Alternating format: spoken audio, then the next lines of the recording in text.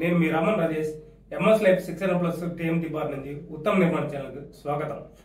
మనం ఈరోజు చూడబోయే సబ్జెక్టు పుట్టింగ్ కాంక్రీటింగ్లో మనం తీసుకోవాల్సిన జాగ్రత్త. ఇంతకుముందు కూడా చెప్పి ఉన్నాము. ఈరోజు ఏంటంటే ఒక సైట్లో మనం విజిట్ చేసేటప్పుడు కాంక్రీటింగ్ అనేది చాలా poor mixing and water cement ratio కూడా చాలా దారుణంగా చేశారు. ఆ వీడియోలో మనం ప్లే చేస్తూ అందులో జరిగే మిస్టేక్ గురించి మనం ఐడెంటిఫై చేసి మాట్లాడతాం. సో ఇక్కడ మీకు బ్యాక్గ్రౌండ్లో ప్లే అవుతున్న వీడియోలో మీకు బాగా అబ్జర్వ్ చేయండి. సో కాంక్రీట్ వేస్తున్నారు. కాంక్రీట్ వేసి ఫుట్టింగ్ మీద చూస్తే వాటర్ అన్నది సర్ఫేస్లో ఆగుతుంది. నెక్స్ట్ ఏంటంటే మిక్సింగ్ అని ఒకటి తీసుకుంటే ట్రాక్టర్లో డంపింగ్ చేస్తున్నారు. మిల్లర్లో ట్రాక్టర్లో ఒక ఇసుక ఎంత వేస్తున్నారు అంటే శాండ్ ఎంత వేస్తున్నారో అదే విధానంగా కంకర్ కూడా వేయడం జరుగుతుంది. అంటే ఈక్వల్ ప్రపోర్షన్లో వేస్తున్నారు. అంటే ఒక సిమెంట్ బ్యాగ్కు 2 times శాండ్ వేస్తున్నారు, అదే 2 times కంకర్ వేయడం జరుగుతుంది. ఇక్కడ చాలా పెద్ద రాంగ్ ప్రాసెస్ అనమాట. సో M20 గ్రేడ్ అనేది మన సైట్ మిక్సింగ్ లో 1.5 3 అనమాట. 1.5 3 అంటే 1 time cement, 1.5 time sand, 3 times coarse aggregate or కంకర్. సో ఈ ప్రకారం మిక్సింగ్ ఉండాలి. ఇక్కడ మిస్టేక్ జరిగింది. సో ఇది పక్కకు పెడితే మిక్సింగ్ లో మొత్తం క్వాలిటీ పోయిందని పక్కకు పెడితే దాని నెక్స్ట్ ఏంటంటే వాటర్. మెయిన్ థింగ్ కాంక్రీట్ లో వాటర్ సిమెంట్ రేషియో అనేది చాలా ఇంపార్టెంట్. ఆ వాటర్ సిమెంట్ రేషియో ఏదైతే ఉందో చాలా ఎక్కువగా పోస్తున్నారు. అంటే 45% ఆఫ్ సిమెంట్ కన్నా 45% అనేది వాటర్ కన్నా ఉండాలా, 0.45 అంటాము. సో ఆ ప్రకారం చూస్తే ఫర్ బ్యాక్ 22.5 లీటర్ మాత్రమే మాక్సిమం అలవబుల్. కానీ ఇక్కడ జరిగింది ఏంటంటే ఆల్మోస్ట్ 35 to 40 లీటర్ అనేది పోయడం కాంక్రీట్ వేయడం జరిగింది.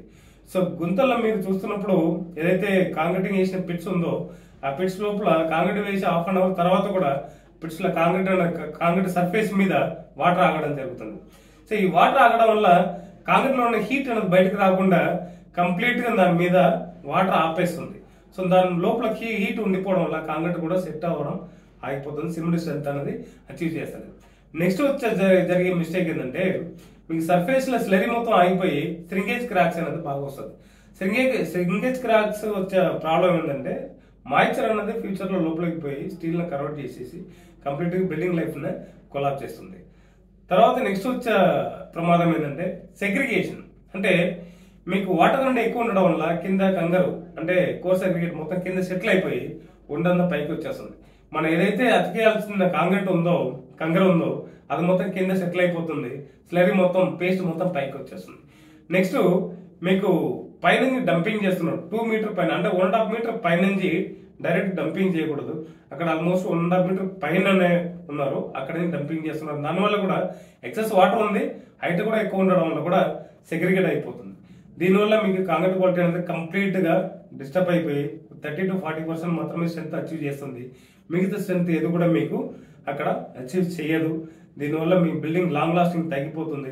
ఒక చిన్న విషయం కేర్ తీసుకోండి, మిక్సింగ్ ప్రాపర్గా చేసుకోండి, వాటర్ కంటెంట్ ప్రాపర్గా మెయింటైన్ చేయండి. మెయింటైన్ చేస్తే మీ బిల్డింగ్ అనేది 3 times మీకు ఇంక్రీజ్ అవుతుంది. ఒక వాటర్ కంటెంట్ మీరు కేర్ చేయకపోతే 3 times డిగ్రీస్ అవుతుంది. దీన్ని మైండ్లో మీరు గుర్తుపెట్టుకోండి. వాటర్ కంటెంట్ మాత్రం కంట్రోల్గా పెట్టుకుంటే మన బిల్డింగ్ లైఫ్ అనేది ఇంక్రీజ్ అవుతూనే ఉంటుంది. సిమెంట్ స్ట్రెంత్ అచీవ్ చేస్తుంది, బిల్డింగ్ లాంగ్ లాస్టింగ్ వస్తుంది, స్టీల్ కూడా సేఫ్గా ఉంటుంది. Thank you.